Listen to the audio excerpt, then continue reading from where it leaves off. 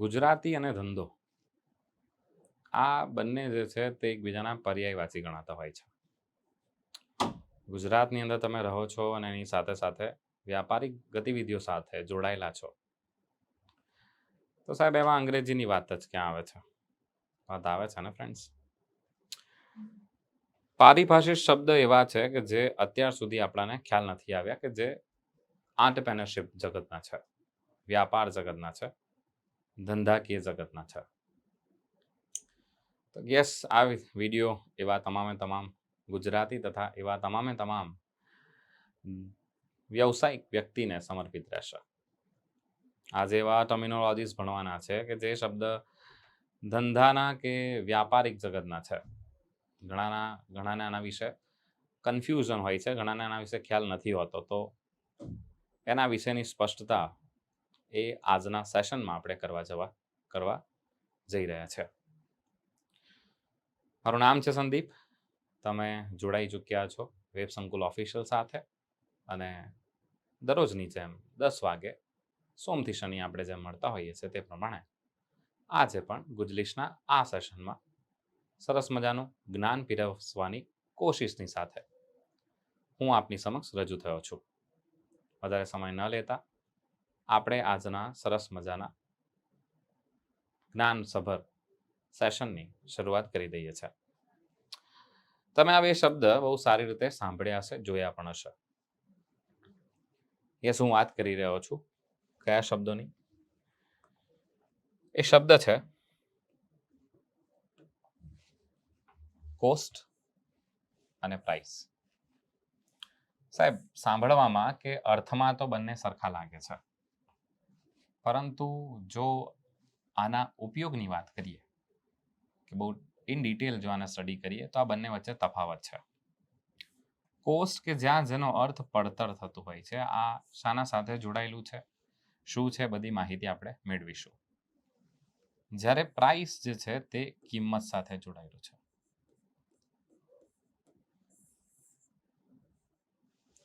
તો સર, એક બીજું પ્રાઇઝ આવે છે, એ શું છે? એને તો આપણે ઇનામ કહીએ છીએ મિત્રો.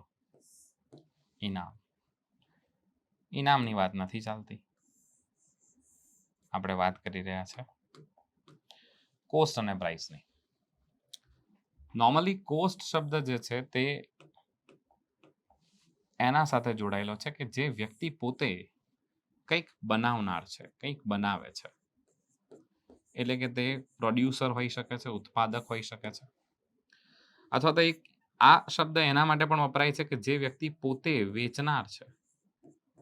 એટલે કે કસેથી હોલસેલમાં માલ સામાન લાવે છે, અથવા તો કોઈ ડીલર પાસેથી કે કંપની પાસેથી માલ સામાન લઈ આવે છે, અને ત્યારબાદ એ માલ સામાનનું આગળ ઉપભોક્તા સુધી, એટલે કે વપરાશકાર સુધી એનું વેચાણ કરે છે. તો એને એ વસ્તુ કેટલામાં પડી છે, આને આપણે અંગ્રેજીમાં કોસ્ટ કહેતા હોઈએ છીએ. એક કંપની માટે, એક પ્રોડ્યુસર માટે એનું COP, ફૂલ ફોર્મમાં કહીએ તો કોસ્ટ ઓફ પ્રોડક્શન, અત્યંત મહત્વનું હોય છે. પરંતુ આપણે અર્થતંત્ર વગેરે નથી ભણતા, આપણે ભણી રહ્યા છે અંગ્રેજી. સો એના પર્સપેક્ટિવથી જ આપણે વાત કરીશું. સો તમે જોઈ રહ્યા છો આ શબ્દ ક્યાં વપરાતો હોય છે, બંને વચ્ચેની તફાવત મેં તમને સમજાવી દીધો છે. કોસ્ટની વાત કરી ચૂક્યા છે, હવે પ્રાઇસની વાત કરીશું. પ્રાઇસ શું છે? પ્રાઇસ જે છે તે ચૂકવનાર માટે, એટલે કે જે વ્યક્તિ ચૂકવે છે એના માટે પ્રાઇસ ગણાતી હોય છે. અને પ્રાઇસ જે છે ખાસ કરીને કન્ઝ્યુમર સાથે જોડાયેલો શબ્દ છે. હા, એ કસ્ટમર સાથે જોડાયેલો છે, પરંતુ એનો બહોળો ઉપયોગ એ કન્ઝ્યુમર સાથે થતો હોય છે. હું કોઈ વસ્તુ ખરીદું છું તો એની કોઈ પ્રાઇસ ચૂકવું છું. જ્યારે કોસ્ટ જે છે, જે વેચનાર છે એના પર્સપેક્ટિવથી ગણવામાં આવતી હોય છે, જે ઉત્પાદક છે એના પર્સપેક્ટિવથી, જે વેચનાર છે એના પર્સપેક્ટિવથી. એટલે કે કઈ વસ્તુ મને કેટલામાં પડી છે. For example, you can see here the cost of production COP of the company has increased. કંપનીનું કોસ્ટ ઓફ પ્રોડક્શન જે છે તે શું થયું છે? તો કે તે વધ્યું છે, તેમાં વધારો જોવા મળ્યો છે. આગળ ચર્ચા કરીએ બીજા સેન્ટેન્સની. We have paid, અમે ચૂકવી છે, very high price for this. આના માટે અમે ઘણી મોટી કિંમત ચૂકવી છે. સો અગેન તમે સમજી ગયા છો કોસ્ટનો અર્થ શું થાય છે, પ્રાઇસનો અર્થ શું થાય છે, બંને વચ્ચે શું તફાવત છે. અન્ય હજી એક મજાનો કન્સેપ્ટ, જે પણ એક વ્યાપારિક જગતના શબ્દ છે, અને એના વિશે માહિતી મેળવીએ. ચાલો. યસ ફ્રેન્ડ્સ, આ શબ્દ તમે અવારનવાર સાંભળ્યા હશે, અવારનવાર જોયા હશે અને ઘણાને હજી સુધી આની વચ્ચે ખબર નથી પડતી. ખાસ કરીને તમારે આના સ્પેલિંગ ખાસ તૈયાર કરવાના રહેશે, કેમ કે ઘણી વખત તમને કસ્ટમર છે, પછી કન્ઝ્યુમર છે, પછી ક્લાયન્ટ છે, એનો સ્પેલિંગ પૂછી નાખતા હોય છે. એટલે તમને ત્રણેયનો જે સ્પેલિંગ છે તે ખ્યાલ હોવો જરૂરી છે. કસ્ટમરના સ્પેલિંગમાં જ્યાં અહીંયા યુ આવે છે, જ્યાં કન્ઝ્યુમરના સ્પેલિંગમાં અહીંયા ઓનો પ્રયોગ થતો જોવા મળે છે. એટલે બંનેના સ્પેલિંગ ધ્યાનથી જોઈ લેજો. ઘણી વખત બેઝિક સ્પેલિંગ એ આપણને નથી આવડતા હોતા. એટલે કે જે બાળકો જોઈ રહ્યા છે અથવા તો જે એવા વ્યક્તિ જોઈ રહ્યા છે કે જે અંગ્રેજીને બિલકુલ પાયાથી ભણી રહ્યા છે, તમારી માટે સ્પેલિંગ યાદ કરવા એ અતિ આવશ્યક રહેશે. લેટ્સ સી આ ત્રણેય વચ્ચે શું તફાવત છે. ધારી લો કે એક કંપની છે અને આ કંપની કંઈક ઉત્પાદન કરે છે, કંઈક બનાવે છે, કંઈક કશી વસ્તુનું પ્રોડક્શન કરે છે. આ કંપની પાસેથી એક વ્યક્તિ ખરીદે છે અને જે છે ડીલર અથવા તો તમે એને વ્યાપારી પણ કહી શકો છો. આ વ્યાપારી છે. આ વ્યાપારી એટલે કયો છે? આ હોલસેલનો વ્યાપારી છે, જે હોલસેલમાં ખરીદે છે. સર હોલસેલ અંગ્રેજીમાં લખો ને. અરે લખી શકું છું ને બોસ. હોલસેલનો વેપારી તમે કહી શકો છો. હોલસેલમાં ખરીદે છે. તો સાહેબ આ હોલસેલનો વ્યાપારી જે છે કે જેના પાસેથી ખરીદે છે અથવા તો જે ડીલર છે એ આ કંપનીનો શું થાય છે? એ આ કંપનીનો કસ્ટમર કહેવાશે. He or she is the ultimate customer of this particular company. Sir wait a second. Sir એ શું કહેવાશે? તો કે એ સર કસ્ટમર કહેવાશે. ઓકે. તો સાહેબ કન્ઝ્યુમર એટલે શું? હવે કન્ઝ્યુમર એટલે શું એ સમજવા માટે તમારે તમારી આજુબાજુ કે સોસાયટીમાં કશે આવેલી જે દુકાન છે એને સમજવી પડશે. તમે સવારે ઉઠો છો, તમે બ્રશ કરવા જાઓ છો ને તમારા જે તમારી જગ્યા છે વોશ બેસિન છે, બેસિન, એ બેસિનની અંદર ટૂથપેસ્ટ શોધો છો. ટૂથપેસ્ટ ખતમ થઈ ગઈ છે. તમે ક્યાં જશો? બહાર જશો, ખરીદવા જશો. ઘણાના ઘરોમાં સ્પેરમાં પણ પડી હોય છે, વાત અલગ છે. તમે બહાર જાઓ છો, કોઈ પણ પ્રોવિઝન સ્ટોર, કરિયાણાની દુકાન ગુજરાતીમાં જેને આપણે કહેતા હોઈએ છીએ, ત્યાં જશો અથવા તો બાજુમાં મોલ હોય ગમે ત્યાં જશો ને ત્યાંથી ખરીદશો. ત્યાંથી ખરીદીને તમે ઘરે આવીને વેચો છો એને? ના સર. શું કરો છો? એનો ઉપયોગ કરો છો. તમે એના અંતિમ વપરાશકાર છો. તો જે એનો અંતિમ ઉપભોગ કરતા છે કે અંતિમ વપરાશકાર છે એને આપણે કન્ઝ્યુમર કહીએ છીએ, કેમ કે કન્ઝ્યુમર વસ્તુને કન્ઝ્યુમ કરે છે. તો માર્કેટની અંદર કસ્ટમર માટે સૌથી કસ્ટમર જે છે કોણ છે? તો કે કસ્ટમર કે જે વસ્તુને આગળ હજી વેચશે, એનાથી આગળ એ જે ચેન છે હજી આગળ ચાલવાની છે. તો સાહેબ કન્ઝ્યુમર કોને કહીશું? ચેન જે છે તે ત્યાં એન્ડ થઈ જશે, કેમ કે અલ્ટિમેટ કન્ઝ્યુમર છે of the particular product or service. એ જે સર્વિસ છે કે જે પ્રોડક્ટ છે એનો વપરાશ કરતા છે. સો તમને આઈડિયા આવી ગયો હશે કે હું શાની વાત કરી રહ્યો છું. આ માલ સામાન વગેરે સાથે જોડાયેલા, બજાર સાથે જોડાયેલા શબ્દો છે. જ્યારે ક્લાયન્ટ એ સેવા ક્ષેત્ર સાથે જોડાયેલો શબ્દ છે. આ સર્વિસ સેક્ટર સાથે જોડાયેલો શબ્દ કહેવાય છે.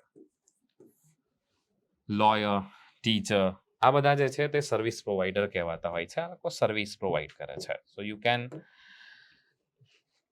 see here કે જે લાસ્ટ સ્ટેટમેન્ટ છે આપણું, the lawyer refuse to reveal એટલે છતું કરવું, બહાર પાડવું, આઈડેન્ટિટી એટલે ઓળખ, of his client, તેનો જે ક્લાયન્ટ છે તે. ડોક્ટરનો ક્લાયન્ટ હોય છે, ટીચરના જો કે સ્ટુડન્ટ હોય, પણ ટીચર પણ પ્રિન્સિપલ, ટીચર ક્લાયન્ટ જ કહી શકાય, કન્ઝ્યુમર નહીં કહેવાય.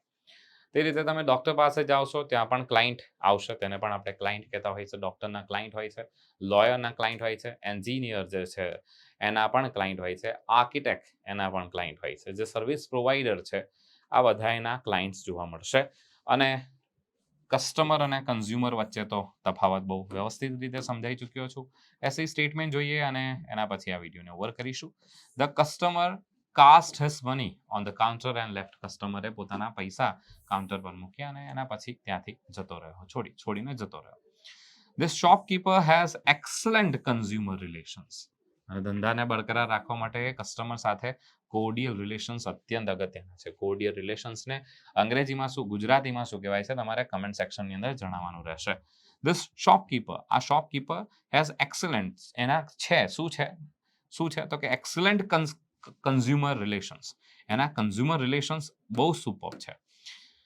ધ લોયર રિફ્યુઝ, ના પાડી દીધી, ટુ રિવીલ, છતું કરવાની, ધ આઈડેન્ટિટી, ઓળખ, ઓફ હિઝ ક્લાયન્ટ, પોતાના ક્લાયન્ટની ઓળખ છતી કરવાની એણે ના પાડી દીધી હતી. સો that's it from my side. આ બંને મજાના કન્સેપ્ટ, બંને મજાના શબ્દ તમે સમજી ચૂક્યા હશો.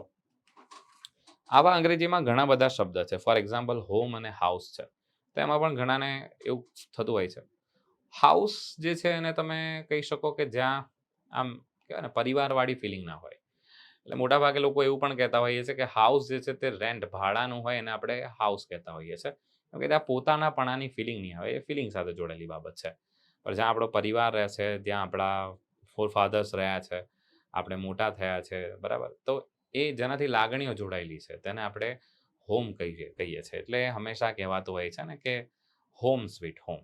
સો તમે બધાએ જે છે આ વેકેશનની અંદર તમારા હોમ સ્વીટ હોમમાં હશો અને મજા માણી રહ્યા હશો તેવી આશા સાથે. અને હું સંદીપ આ સેશનમાં હવે રજા લઉં છું તમારી. અને યસ, કોઈ પણ પુસ્તક સ્પર્ધાત્મક પરીક્ષાનું જો તમે તૈયારી કરી રહ્યા છો, તમારા મિત્ર વર્તુળમાં કોઈ તૈયારી કરી રહ્યું છે, રિલેટિવમાં તૈયારી કરી રહ્યા છે, સગા સંબંધીઓમાં કોઈ તૈયારી કરી રહ્યા છે, સજેશન આપવા માંગો છો, અંગ્રેજી ક્યાં શીખવું, ક્યાં ભણવું, અન્ય વિષયોની પ્રિપેરેશન ક્યાં કરવી, શું કરવું, તમામ ગાઈડન્સ વગેરે માટે તમે વેબ સંકુલનો સંપર્ક કરી શકો છો. આ સાથે સી યુ ટુમોરો. ત્યાં સુધી જોતા રહો વેબ સંકુલ. Thank you so much. જય હિન્દ, જય ભારત.